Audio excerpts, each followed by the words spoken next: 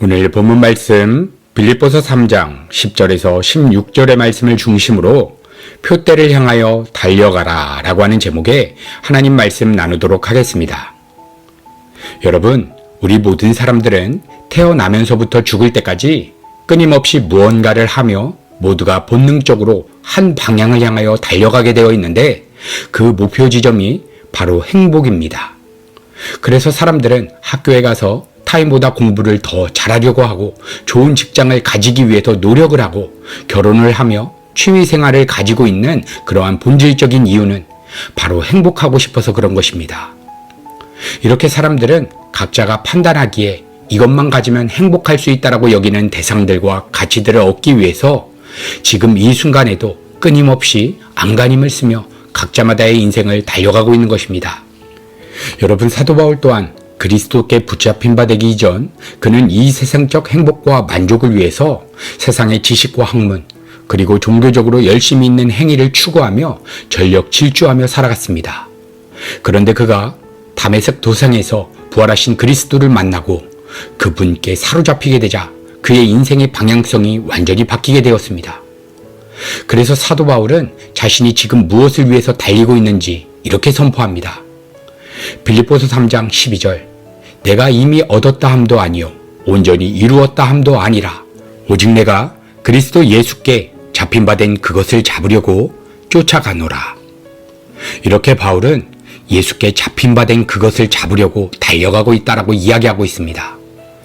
여기서 잡힌 바 되었다라고 하는 의미는 경찰 조사를 위해 사람을 체포한다라고 하는 의미로 사용되고 있는데, 다시 말하면 사도 바울은 그리스도께 자신은 체포되어서 지금 이 순간에도 그리스도의 손에 붙잡혀 있다라고 이야기하는 것입니다.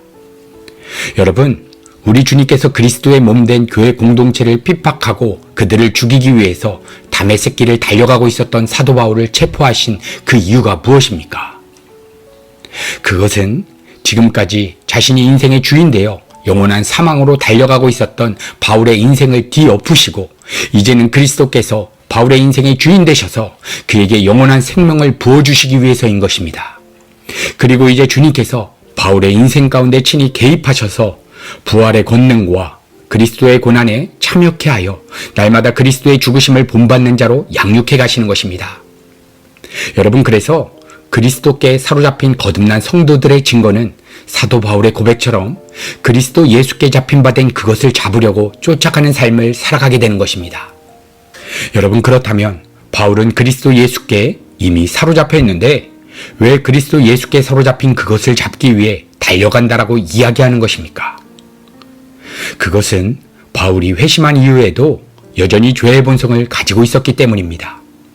그래서 그는 끊임없이 자신의 마음이 이 세상으로 빗나가 자신이 삶의 주인 되어 생각하고 판단하며 살아가려고 하는 그 강력한 죄의 영향력에서 벗어나 그리스도의 노예로 살아가기 위해서 십자가만을 의지하며 살았던 것입니다. 여러분, 이러한 삶이 바로 구원받은 성도의 가장 명확한 증거인 것입니다. 여러분, 그렇다면 하나님께서는 구원받은 성도 안에 있는 죄의 본성을 다 뽑아내지 않으시고 거듭남 이후에도 죄의 본성을 가지고 이 역사 속에서 살아가도록 허락하시는 것입니까? 우리 생각으로는 구원받을 때 우리의 죄의 본성까지 다 뽑아주신다면 우리의 삶에서 더 하나님의 영광이 드러난다고 생각되지 않겠습니까? 그래서 대표적인 이단인 구원파에서는 구원받은 성도는 이제 의인이 되었기 때문에 이미 죄가 다 사라졌고 만약 구원받은 이후에 죄책감을 갖고 회개라도 한다면 그것은 다시 예수님을 십자가에 못 박는 것이라고까지 이야기하는 것입니다. 여러분, 그러나 우리 개혁교회들은 성경을 근거로 하여 구원받은 성도 안에 죄가 있다라고 믿으며 여전히 죄와 투쟁하는 삶을 살아가고 있습니다. 그렇다면 하나님께서는 구원 이후에도 우리 성도들이 이 역사 속에서 죄를 가지고 살아가게 하시는 이유가 무엇이겠습니까? 이것은 우리 성도들이 정말 십자가의 의미가 무엇인지, 왜 예수 그리스도께서 나의 죄 때문에 십자가에서 죽을 수밖에 없으셨는지, 그리고 하나님께서는 이 먼지보다 작은 나라고 하는 존재를 어떻게 이렇게 인격적으로 다루시는지, 이 엄청난 사랑과 은혜에 대해서 우리 성도들이 점점 더 알아가게 하는 도구로서 죄를 남겨두신 것입니다. 여러분, 한번 생각해 보십시오. 만약 하나님께서 우리 성도들을 인격적으로 대하지 않으시고 로봇처럼 대하셨다면 컴퓨터에 오류된 프로그램 하나 지우듯이 그냥 우리의 죄를 휴지통에 넣어 지우셨을 것입니다. 그러나 우리 성도들을 인격적인 하나님의 자녀로서 관계하시기 위해서 우리가 죄에 넘어지고 쓰러지고 고민하며 살아가는 그 모든 여정을 통해서 우리의 거룩함을 만들어 가시는 것입니다. 그리고 우리 성도들에게 부어진 놀라운 은혜와 축복은 우리 성도의 모든 죄값을 대신하여 주님께서 십자가에 대신하여 죽으셨기 때문에 거듭난 성도가 범하는 모든 죄는 이제 천국 지옥의 심판과는 상관이 없는 죄라는 것입니다. 다시 말하면 성도 안에 있는 죄는 우리 성도들을 거룩한 하나님의 자녀로 양육해 가시는 하나님의 도구로 쓰여지는 것이지 우리 성도들을 심판과 정죄로 끌고 가는 것이 아니라는 것입니다. 여러분, 이것이 바로 복음에 담겨져 있는 놀라운 신비인 것입니다. 그런데 분명한 것은 거듭난 성도가 죄를 범한다고 지옥에 끌려가고 하나님의 자녀에서 끊어지는 것이 아님에도 불구하고 이제 마음대로 죄를 지으며 막 살 수가 없다는 것입니다. 왜 그렇습니까?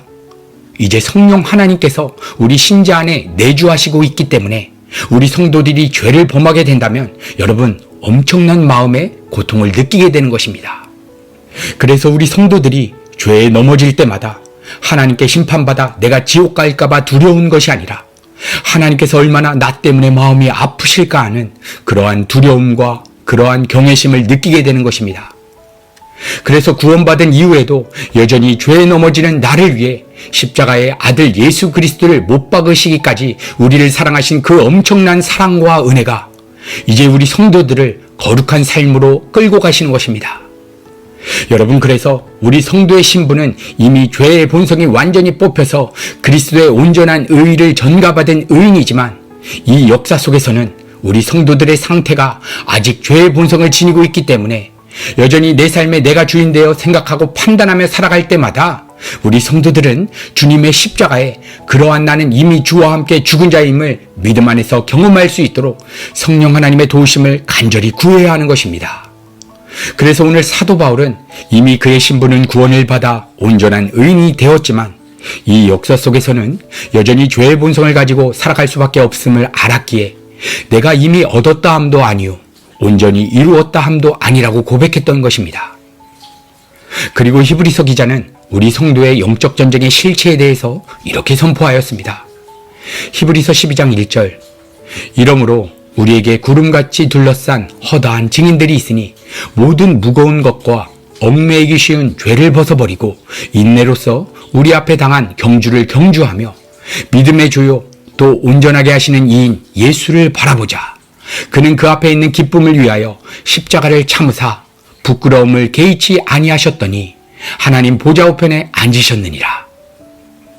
여러분, 히브리서 기자는 지금 박해라고 하는 엄청난 인생 문제를 당면하고 있는 성도들을 향하여 하나님의 힘과 능력을 구하면 박해에서 빠져나가고 박해에서 벗어나 승리할 수 있다라고 선포하고 있는 것이 아니라 만약 너희가 박해라고 하는 문제에 너희들의 마음이 사로잡히고 지배당하여 두려워하고 걱정, 근심 속에서 살아가고 있다면 이미 너희들의 마음의 방향성은 예수 그리스도가 아니라 인생 문제로 빗나가 있는 죄의 상태에 놓인 것이기에 너희들은 믿음으로 예수 그리스도를 바라보아야 한다라고 선포했던 것입니다. 여러분, 그래서 우리 성도의 믿음의 경주는 삶에 주어지는 여러 가지 어려운 환경들과 인생 문제들을 변화시키고 바꿔가는 싸움이 아니라 오히려 그 문제를 허락하신 하나님을 나의 주인으로 모시지 못하고 그 문제에 마음이 사로잡혀 지배당하고 있는 나의 죄악된 본성과 피 흘리기까지 싸우는 영적인 전쟁인 것입니다. 그리고 우리 성도들이 죄와 싸움에서 피 흘리기까지 싸워야 한다는 것은 주님께서 십자가에 피 흘려 죽으신 그 죽음에 나의 죄악된 마음이 완전히 피 흘려 죽었음을 믿는 그러한 믿음인 것입니다. 이것이 바로 그리스도의 죽음을 본받는다고 하는 의미인 것입니다. 그리고 그러한 인생 문제에 사로잡히는 나의 마음이 주와 함께 죽었음을 믿고 하나님으로만 충만히 채워진 성도들에게 경험되는 놀라운 신비가 있는데 여러분, 그것은 지금 각자의 삶에 펼쳐진 인생 문제들이 감사의 제목이며 찬양의 제목으로 바뀌게 되는 것입니다.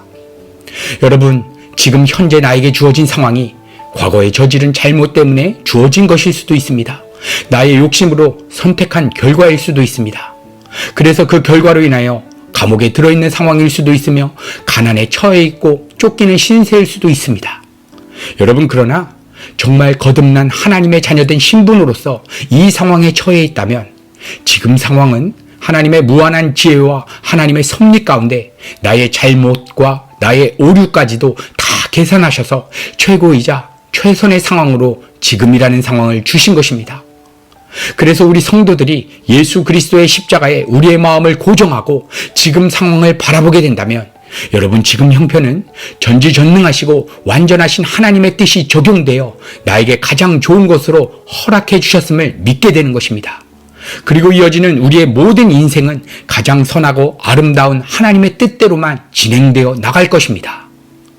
오늘도 우리 성도의 삶의 모든 현장에서 우리의 마음을 주님의 십자가에 고정하고 성령 하나님의 통치함을 받는 그 표대를 향하여 믿음으로 달려가게 되기를 우리 구주 예수 그리스도의 이름으로 간절히 축복합니다.